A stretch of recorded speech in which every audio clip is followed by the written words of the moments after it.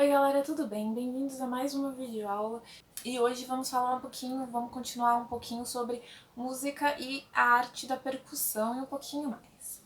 Lá na página 19 nós temos a percussão do grupo Stomp. Então, que é isso? Por quê? Qual a diferença do grupo Stomp pro Patatu B? Então, é o seguinte, Stomp ele é um grupo que atua em Londres, ele é originário de Londres, mas atualmente ele está dividido em 4 grupos, que fica um atuando em Londres, um atuando em Nova York e o outro que faz algumas tours pela Europa e pela América, tudo bem? E o Stomp, assim como o Patatu B, ele também utiliza os materiais diversos e recicláveis para compor ali os seus batuques e as suas percussões, tudo bem? Eu vou deixar para vocês um trechinho do Stomp para vocês verem, certo?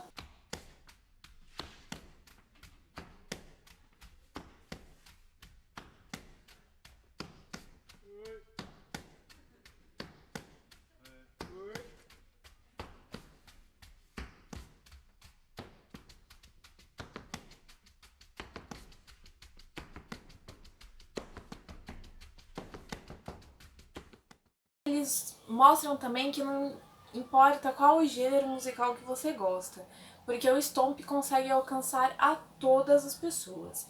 Então eles utilizam ali os materiais, desde caixinhas de fósforo até galões de água para compor ali as suas músicas e os seus ritmos, tudo bem?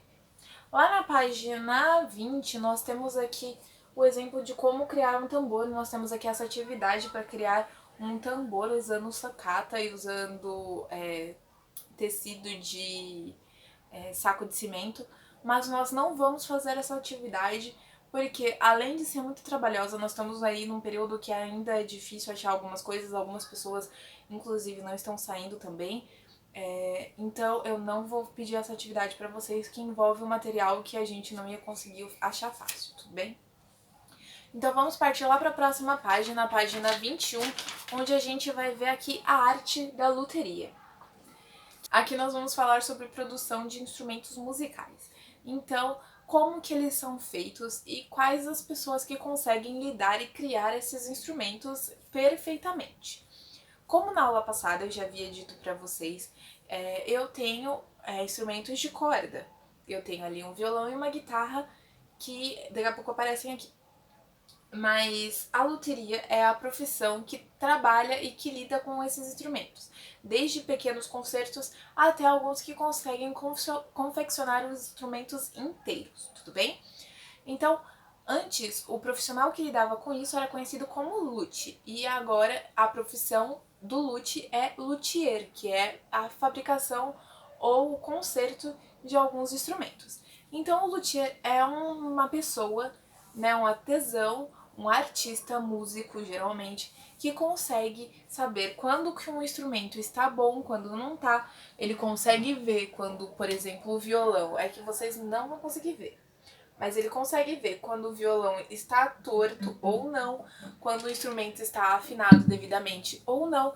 E a mesma coisa com os músicos. Eles sabem quando o instrumento está em boas condições e quando não está, porque o músico, é a pessoa que mais está com aquele instrumento. Então é lógico que ele vai saber como funciona e como afinar o seu instrumento, tudo bem?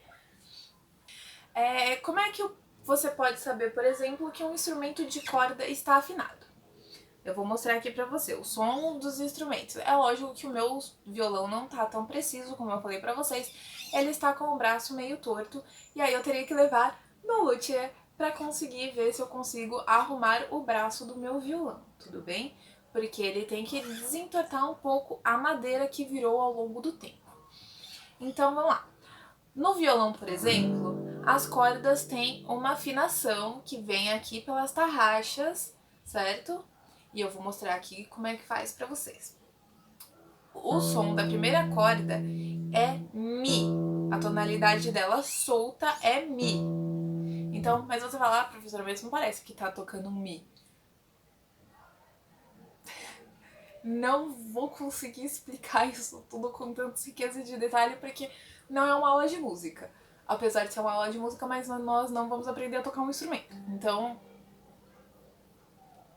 é Mi. E aí tocou o Mi, você viu que ela tá afinada, você fala você vem aqui, tá afinada? Você vai pra corda de baixo. A corda de baixo é afinada em Lá. E aí, aí você vai falar, professora, por quê? Quando nós vamos afinar um instrumento, a gente afina de cima para baixo. Tem gente que consegue afinar ao contrário, mas não. Aí tocamos. Tá afinada a Mi, vamos afinar a Lá, que é a corda de baixo. Tem uns pequenos pontinhos em cima do violão. Alguns tem aqui e alguns tem nas próprias casinhas aqui deles, tudo bem?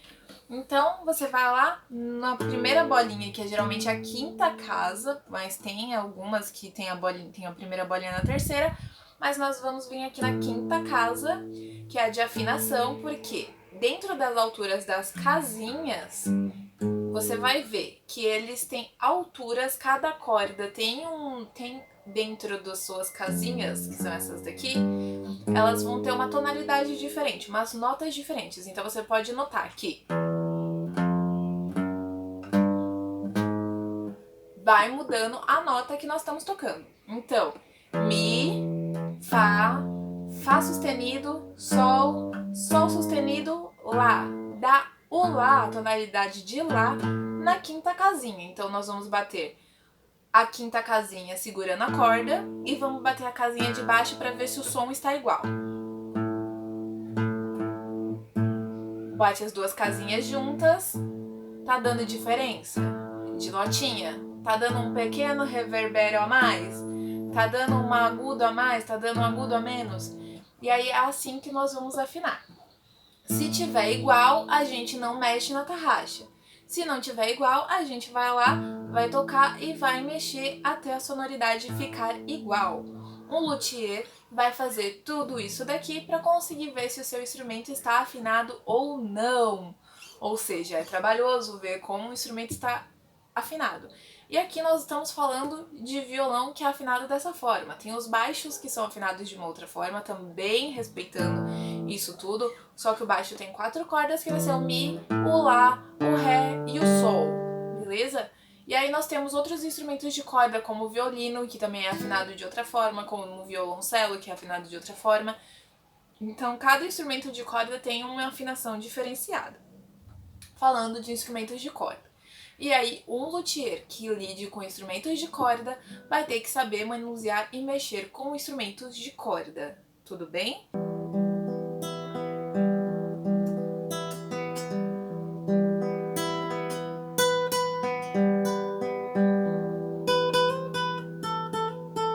Entenderam, galera, qual é a especialidade do luthier? Então ele tem sempre estar ali trabalhando de uma forma que ele consiga trabalhar com os instrumentos. Alguns luthiers conseguem mexer com mais de um instrumento. Isso quer dizer que não é só ir lá e fabricar o instrumento ou ir lá e consertar o instrumento. Ele tem que conseguir tocar o instrumento, porque como que vai saber se o som está realmente apropriado para aquele instrumento, se está correto. Então, o luthier geralmente sabe tocar o instrumento que está manuseando, tudo bem? Não é só ir lá e fazer um instrumento como se fosse super fácil de fazer, tipo, qualquer coisa. Ah, eu vou ser luthier porque é muito tranquilo. Não, não é. Aí, lá na página 22, a gente tem uma vivência e registro em arte que fala para vocês pesquisarem como é feito algum instrumento. Então, podem fazer ali uma breve pesquisa de como é feito algum instrumento. Vocês não precisam fazer uma coisa muito extensa, é só ir lá e deixar tipo, a bateria é feita de tal maneira, o violão é feito de tal maneira, manuseado de tal maneira, tem tantas cordas ou tem tantas tarraxas, tem tantas... Instrumentos de sopro também são importantes, porque a gente quase nunca pesquisa como são feitos instrumentos de sopro. Então, é uma pesquisa rápida, tudo bem?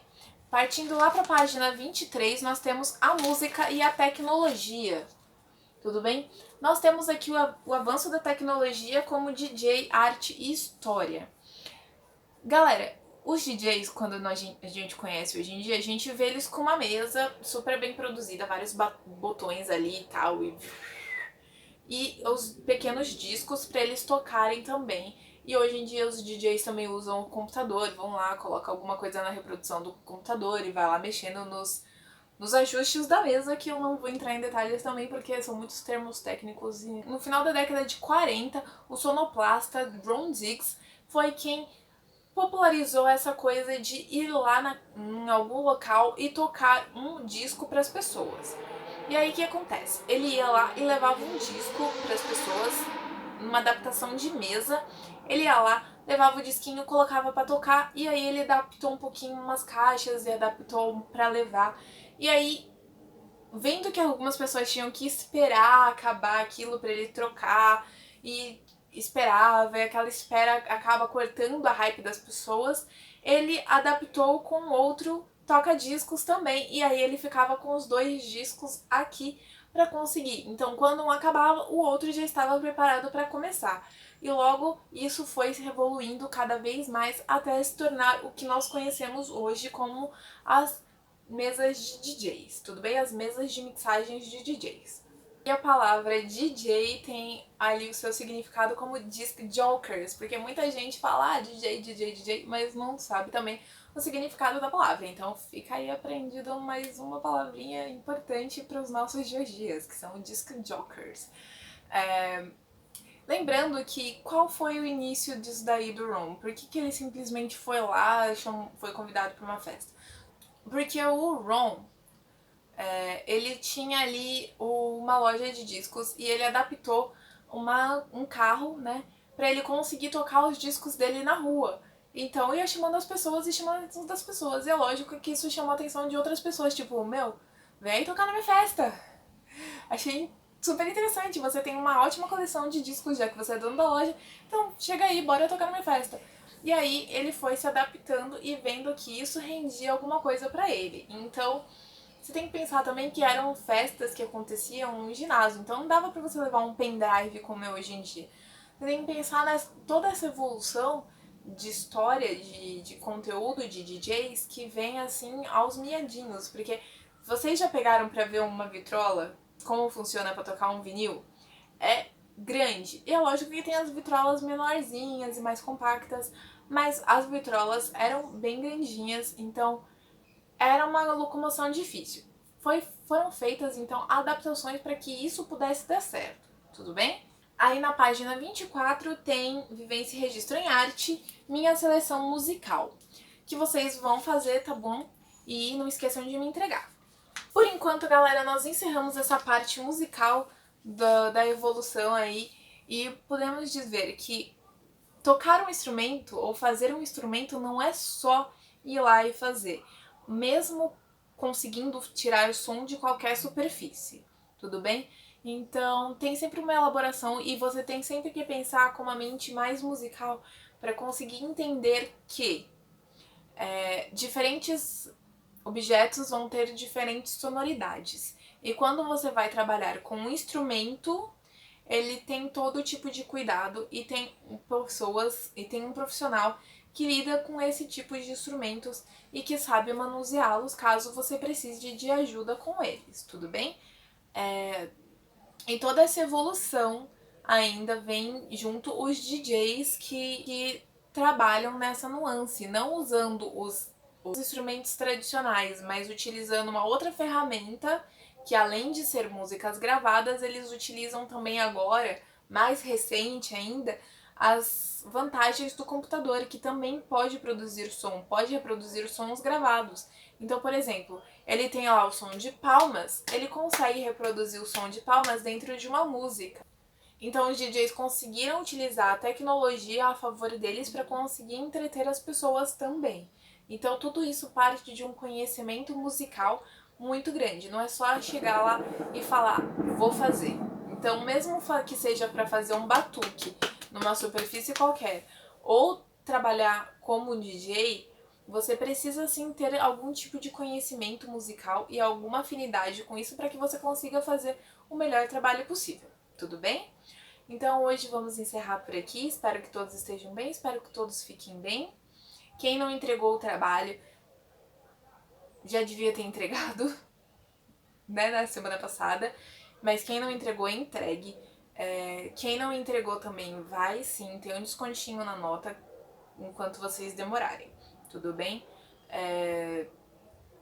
Quem não entregou, por favor, entregue, mesmo atrasado. O importante é entregar. Entreguem no máximo nesta semana. Então é isso, galera. Espero que todos fiquem bem e tchau!